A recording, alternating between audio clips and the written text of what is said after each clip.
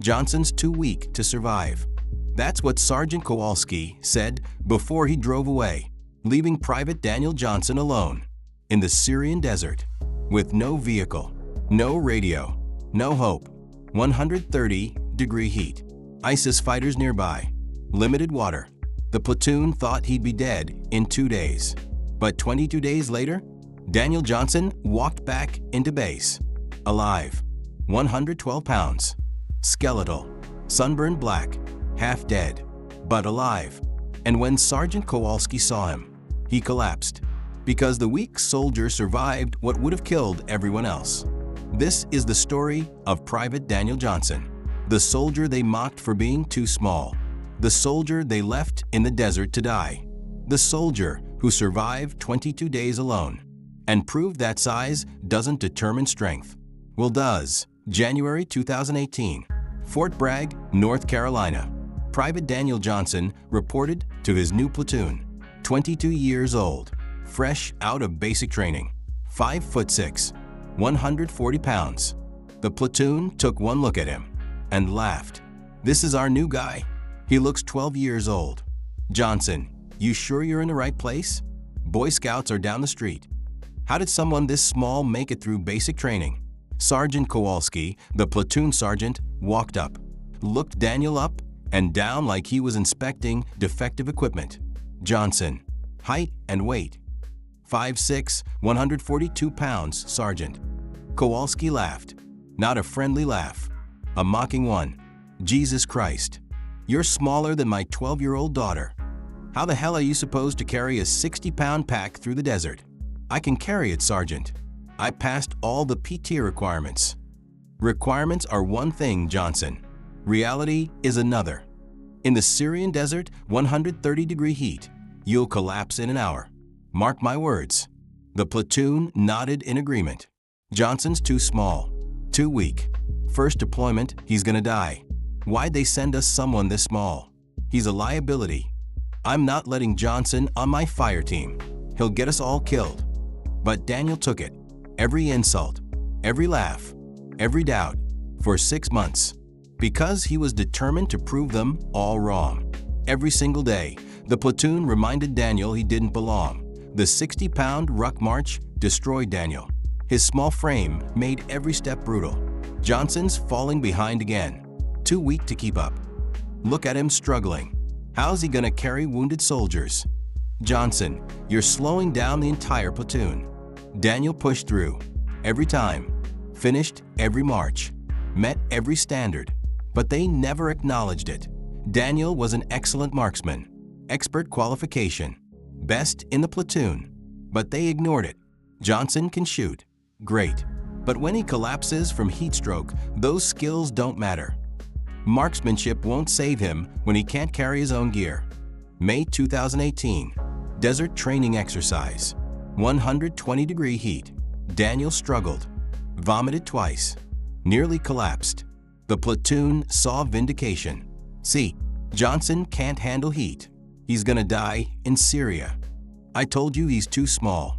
His body can't regulate temperature. Keep Johnson on base duty. Don't let him deploy. He'll die day one. Kowalski agreed. "Johnson, you're staying stateside. You're not deploying with us." Daniel's heart sank. "Sergeant, please. I can do this. Let me prove it." "You just proved you can't. You nearly died in Arizona training. Syria's worse. Decision's final. You're staying." But then the platoon medic failed his physical. Emergency replacement needed. Command: "Kowalski, you need 12 for deployment. You're at 11. We have 12. Johnson's the 12th. You just told me Johnson's staying stateside." "I did, but we need him now. Emergency." Command: "Then he deploys. Unless you want to deploy shorthanded." Kowalski gritted his teeth. "Fine. Johnson deploys. But he's staying in the rear. Guard duty only." Daniel was deploying, not because they trusted him, because they had no choice. July 2018, Syria. First combat deployment. The platoon deployed to Syria. Counter-ISIS operations. Desert warfare. 130-degree heat. Daniel was assigned to Sergeant Kowalski's squad. 12 soldiers total. From day one, Kowalski made the rules clear. Johnson, you stay in the rear vehicle. You don't engage unless absolutely necessary. You're the weak link. Don't slow us down. Don't get anyone killed. The squad agreed. Keep Johnson out of the way. He's a liability. Daniel accepted it. For now, mission briefing 0500 hours. Intelligence reported ISIS fighters in an abandoned village. 40 kilometers into the desert. Mission, drive to village. Clear it. Capture ISIS. Return to base. Simple. Standard. Routine. 12 soldiers. 3 Humvees. Expected duration, 6 hours. No one expected what would happen. 0.0600 hours. Mission began. 3 Humvees rolled into the Syrian desert. Daniel was in the third vehicle, the weak soldier position, away from any real action. They drove for 2 hours through empty desert. Heat already brutal at 8 a.m. 0800 hours. They reached the village.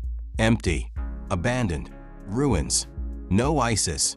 Kowalski radioed command. Village is clear. Bad intel. RTB returning to base. They loaded back into the Humvees. Started the drive back. 0830 hours. Everything went wrong. 0830 hours. IED strike. Boom. The lead Humvee hit a massive improvised explosive device. Explosion ripped through the vehicle. Flipped it upside down. Burst into flames. For soldiers inside. 2 dead instantly. 2 wounded critically, screaming. The second Humvee screeched to a stop. Soldiers jumped out, ran to help. That's when the ambush began. ISIS fighters, 50 of them, hidden in the rocks. Open fire, automatic weapons, RPGs, mortars raining down. The platoon was pinned. 12 soldiers against 50 ISIS. In open desert, no cover. The firefight, 0830 to 1000 hours. Chaos, absolute chaos. Sergeant Kowalski called for air support. We need CAS now. We're getting slaughtered. Command, negative. Sandstorm inbound. No birds can fly. You're on your own. They were alone. The fight lasted 90 brutal minutes. 0830 to 0900. 2 more soldiers killed. The platoon fought desperately. 0900 to 0930. 3 soldiers wounded. Running low on ammunition. 0930 to 1000. 1 more killed. 8 survivors remaining. Daniel fought too. From the 3rd Humvee. Killed 4 ISIS fighters. But no one noticed. They were too busy dying. 1000 hours. The sandstorm arrived. The sky turned brown. Wind screaming. Visibility dropped to 0. Sand blasting everything. Couldn't see 5 feet ahead. ISIS broke off the attack. Disappeared into the storm. The platoon had minutes to decide. Stay and die. Or abandon position. Kowalski assessed the situation. 5 soldiers dead. 3 wounded critically, bleeding out, needed immediate medevac. For soldiers able to fight, including Kowalski and Daniel. 1 Humvee still operational, the 3rd one, where Daniel was. Sandstorm worsening. ISIS would return when it cleared. Decision, we're evacuating. Now, load the wounded. They ran to the 3rd Humvee, the only working vehicle. But there was a problem. 3 wounded. Stretchers took space of 5. For able-bodied soldiers, 7 total, 8 survivors. Johnson, the Humvee's full. You're staying. Daniel's blood went cold. What? Sergeant, no. Someone has to stay. You're the smallest, lightest. We need room for the wounded. We'll come back for you once the storm clears. 6 hours maximum. But Sergeant, ISIS is out there. They're gone. Storm drove them off. You'll be safe if you hide. Just hunker down in the rubble. Wait for us. We will come back. Daniel looked around desperately at the other soldiers. No one met his eyes. No one argued. No one defended him. The smallest soldier. The weakest. Of course it was him. 1015 hours. They left. 7 soldiers loaded into the Humvee. Packed tight. 3 wounded soldiers moaning in pain. Daniel stood there, watching, alone with 5 dead bodies. Kowalski leaned out the window. Johnson, 6 hours. We'll be back by 1600. Just hide and wait. The Humvee's engine roared, and they drove away, into the sandstorm. Gone. Daniel Johnson stood there, alone, in the Syrian desert. 130-degree heat. Sandstorm raging. ISIS somewhere nearby. No vehicle. No radio destroyed in the fight. Limited supplies. 5 dead American soldiers around him. And the last words he heard, Johnson's too weak to survive. But Sergeant Kowalski was wrong. Daniel Johnson would survive. For 22 days. Someone had to stay 10-30 hours. Daniel assessed his situation. He was alone, but alive. He took inventory. Weapons. M4 rifle, 87 rounds remaining. 9mm pistol, 2 magazines, 30 rounds. Combat knife. Supplies. 3 water bottles, 1.5 liters total. 2 MREs, meals ready to eat. Basic medical kit. No radio. No vehicle. No way to contact base. Environment. 130-degree heat during day. Sandstorm, 0 visibility. ISIS fighters, location unknown. 40 kilometers from base. Timeline. Kowalski said, 6 hours. We'll be back by 1600 for PM. Daniel made his first decision. Find shelter. Wait for rescue. He moved to the abandoned village. Found a collapsed building with a roof. Crawled inside. And waited. Daniel hid in the rubble.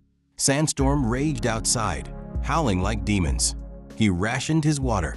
1 small sip per hour, knowing he might need it to last. His watch, 1,200 hours. Noon. 4 hours until rescue. His watch, 1,400 hours. 2 p.m. 2 hours. His watch, 1,600 hours. 4 p.m. They should be here. No one came. His watch, 1,700 hours. 5 p.m. Still nothing. His watch, 1,800 hours. 6 p.m. Sunset. Still alone. Daniel's chest tightened. The storm must have delayed them. They'll come tomorrow. He settled in for the night. Desert nights are cold. Temperature dropped from 130 degrees to 40 degrees. Daniel had no blanket, no jacket, just his combat uniform. He shivered violently. All night, teeth chattering, listening for sounds. ISIS patrols, vehicles, helicopters. Nothing but wind and sand and darkness. And Daniel thought, Kowalski said 6 hours. It's been 18. Where are they? He didn't know the truth. The truth was worse than he imagined. The Humvee drove into the sandstorm. Navigation failed immediately. GPS stopped working. Compass spun uselessly. Visibility 0. They drove blind for hours. Got completely lost. The wounded soldiers were dying. One died in the Humvee, another 2 hours later. By the time they finally found base, day 2, 1,400 hours, they'd driven 100 kilometers in the wrong direction. They'd been lost for 28 hours. When they stumbled into base, command demanded answers. Where's Private Johnson? Kowalski. We left him at the village. Told him we'd return in 6 hours. And you didn't. The storm. We got lost. By the time we made it back. Did you send someone back for him? We tried, sir. Day 2, we sent a patrol. But ISIS has the area now. Heavy presence. They couldn't reach the village. Command made a decision. Johnson is Kia. Presumed dead. They didn't send a rescue mission. Too dangerous. ISIS controlled the area. Private Daniel Johnson was officially declared killed in action. His family was notified. His belongings were packed. He was dead, except he wasn't. Daniel woke at dawn. Sandstorm finally cleared. He climbed to the roof, looked for dust trails, vehicles, helicopters, empty desert. Nothing. They'll come today, he told himself. Yesterday was the storm. Today, they'll come. He waited. All day. Noon, nothing. Sunset, nothing. By nightfall day 2, Daniel faced a horrible truth. Something went wrong. They can't come back. He checked his supplies. Water, 1 liter left, drank 0.5 liters day 1 to 2. Food, 1.5 MREs remaining, 40 kilometers to base. On foot. I can't walk it, Daniel realized. I'll die of dehydration before halfway. Decision, I wait here. Someone will come eventually. They have to. That was day 2. He didn't know he'd be waiting 20 more days. Day 3. Daniel's water ran out. 130-degree heat. Sweating constantly. Dehydrating fast. Find water or die. Daniel searched every building in the village. Day 4. Found a cistern. Bone dry. Nothing. Day 5. Found a well. Drew water with rope and a bucket. The water was brown. Murky. Disgusting. But it was water. Daniel boiled it in a metal canteen over fire, built from wooden debris. He drank it. 30 minutes later, vomiting, diarrhea, stomach cramps. But he kept drinking, because death by dehydration was worse. He rationed it, 1 liter per day. Barely enough in 130-degree heat, day 6. Daniel's MREs ran out. He had to find food in an abandoned desert village. No crops, no animals, no people. But Daniel remembered survival training. The desert has food, if you know where to look. He found scorpions everywhere at night. Daniel killed them with his knife, cooked them over fire, ate them. They tasted like burned plastic mixed with dirt, but they were protein. Lizards, caught 3. Tail whipped his hand, painful. Cooked them, ate them. Tasted like rubber, but calories. Desert plants, found a cactus-like succulent. Ate the inside, got violently sick. Learned which plants were safe. It wasn't enough calories. Daniel was losing weight rapidly, but it kept him alive. Day 5, 1,400 hours. Daniel heard vehicles. 3 ISIS trucks, 15 fighters, searching the area for survivors. Daniel hid in his rubble shelter, buried himself under debris. The ISIS fighters searched the village, building by building. Systematic. They came within 10 feet of Daniel's position. He held his breath, hand on rifle, ready to fight if discovered. They moved on. Didn't find him. Day 7, another patrol. 8 ISIS fighters on foot. Daniel hid again. Waited. Survived. This became routine. Hide during day. Move only at night. 1 week alone. No rescue. No helicopters. No patrols looking for him. Daniel started to understand. They're not coming. They think I'm dead. He was right. At base, Daniel Johnson's memorial service had been held. His platoon mourned. Kowalski gave a speech. Johnson was a good soldier. Taken too soon. They'd moved on. But Daniel was still alive. Barely. 10 days alone. Daniel's mind cracked. He screamed into the desert, "I'm still alive. Come find me." No one heard. He cried. 4 hours. Alone in the rubble. They left me. They forgot me. I'm going to die here. He considered walking to base. 40 kilometers. But he knew. No water for that journey. ISIS everywhere. I'll die within 10 kilometers. So he stayed and suffered to stay sane. Daniel created a strict routine. Check well for water. Hunt scorpions and lizards, hide from 130-degree heat in rubble. Rest, but couldn't sleep, too stressed. Ration water, 1 sip per hour. Maintain rifle and equipment. Day 15, 1,100 hours. Daniel was outside hunting scorpions. Engine sounds. Close. Fast. ISIS patrol. 2 trucks. 10 fighters. Coming directly toward him. No time to reach his hiding spot. Daniel dove into a shallow ditch. Covered himself with sand. Stayed absolutely motionless. The truck stopped. 10 feet away. 5 fighters got out. Talking in Arabic. Smoking. Searching. One walked to the edge of the ditch. Looked down. Looked directly at Daniel buried in sand. Daniel held his breath. Rifle hidden under him. Heart pounding so loud he thought they'd hear it. The fighter stared for 5 seconds, then walked away. The camouflage worked. The sand concealment saved him. They drove off. Daniel exhaled, shaking uncontrollably. I can't do this much longer. I'm going to die here. 16 days alone. No rescue. No hope. Daniel realized, they're not coming. They think I'm dead. If I stay here, I will be dead. I have to walk 40 kilometers. I'll probably die, but I'll die trying. Day 16 evening, Daniel prepared. Filled every container with well water, 4 liters total. Cooked every scorpion and lizard he could catch. Rested as much as possible. Day 17, dawn, he started walking. Day 17 to 21, the death march. Daniel walked at night, hid during day, to avoid heat and ISIS. Day 17 night, July 31st to August 1st. Walked 8 kilometers, using stars for navigation. By dawn, exhausted, hid in rocks. Slept 2 hours. Day 18 night, August 1st to 2nd. Walked 6 kilometers, weaker, drinking more water than planned. Day 19 night, August 2nd to 3rd. Walked 5 kilometers, hallucinating from dehydration. Saw mirages. His mother, Kowalski. Water that wasn't there. Day 20 night, August 3rd to 4th. Walked 4 kilometers. Could barely walk, sometimes crawling. Water running out. Food gone. Day 21 night, August 4th to 5th. Walked 3 kilometers. Out of water, out of food, dying. Total distance, 26 kilometers.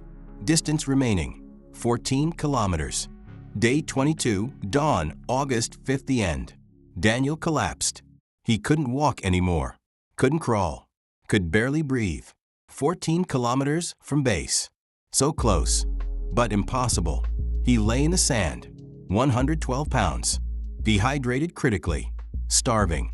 Sunburned black. Lips cracked and bleeding. Tongue swollen. This is it, he thought. I survived 22 days. But I'm going to die here, 14 kilometers short. He closed his eyes, waiting to die. 1,400 hours, 2 p.m. The miracle. American Apache helicopter on routine patrol. Pilot, wait. I see something in the sand. 10 o'clock. Co-pilot, looks like a body? Could be ISIS. Could be civilian. Let's check. They landed 50 meters away. Approached carefully. Weapons ready. Found Daniel. Barely breathing. Nearly dead. Medic, he's alive. Holy shit, he's alive. American? ISIS. Medic checked. American. He's wearing our uniform. They loaded Daniel onto the helicopter. Started 4 fluids immediately. Medic, who are you? What's your name? Daniel whispered. Private Daniel Johnson. What unit? Kowalski's platoon. The medic froze. Stared. Johnson? You mean Private Johnson, who was declared Kia 3 weeks ago. Daniel nodded weakly. Jesus Christ. You've been out here 3 weeks. 1,530 hours. Base hospital. Daniel was rushed to emergency. Critical condition. Doctors swarmed. Severe dehydration. Acute malnutrition. Heat stroke. Infections everywhere. How long was he out there? He says 22 days. The doctors went silent. That's impossible. No one survives 22 days in 130-degree desert. He did. 1,600 hours. Word spread. Someone radioed Sergeant Kowalski. Sergeant, we found Johnson. Kowalski was in the mess hall. He froze. What? Johnson? But he's dead. We declared him Kia. He's alive, Sergeant. Barely, but alive. Where was he? 26 kilometers from the village. Walking toward base. He'd been walking for 6 days. How long was he out there? 22 days, Sergeant. The phone slipped from Kowalski's hand. 22 days. The 2-week to survive soldier had survived 22 days. Alone. In help point 1,700 hours. Kowalski went to the hospital. He walked slowly, terrified, guilty, ashamed. He reached Daniel's room. Knocked. Come in, a weak voice said. Kowalski entered and saw Daniel. The kid he'd mocked for 6 months. The too small soldier. The 2-week soldier he'd left in the desert. who'd survived 22 days. Daniel was in the hospital bed, skeletal, 112 pounds, 4 in both arms, bandages everywhere, sunburned black, barely recognizable. But his eyes burned, not with anger, not with hatred, with proof. Kowalski couldn't speak. His throat closed. Daniel spoke first. "Hello, Sergeant Johnson. I don't know what to say. You left me. I know. We thought we'd be back in 6 hours. But the storm. You left me because I was small, because I was weak. You said it yourself. Johnson's too weak to survive." Kowalski's eyes filled with tears. Daniel continued. "The Humvee fit 7, 8 survivors. Someone had to stay. And you chose me. The smallest, the weakest, the one who wouldn't survive anyway. Johnson. For 22 days, Sergeant, I survived. Alone. I drank contaminated water that made me vomit. I ate scorpions and lizards. I hid from ISIS patrols 5 times. One came within 10 feet of me. I walked 26 kilometers with no food or water, dying, delirious. And the entire time I knew Kowalski thinks I'm dead because I'm too weak." Tears ran down Daniel's skeletal face. "But I'm not weak, Sergeant. I'm the strongest soldier you have. Because I survived what would have killed anyone else." Kowalski broke. He fell to his knees beside the bed, sobbing. "Johnson, you're right. About everything. I thought you were weak. I mocked you for 6 months. Every day. When we left you, I thought, he'll be dead in 2 days. Too small. Too weak. Can't survive. I was wrong. So completely, totally wrong. Most soldiers would have died in 3 days. You survived 22. You ate scorpions. You drank filthy water. You walked dying through the desert. You're not weak. You're the toughest soldier I've ever met in 20 years. I'm sorry for the mockery, for leaving you, for declaring you dead. You proved us all wrong. You're a legend." Daniel reached out, put his skeletal hand on Kowalski's shoulder.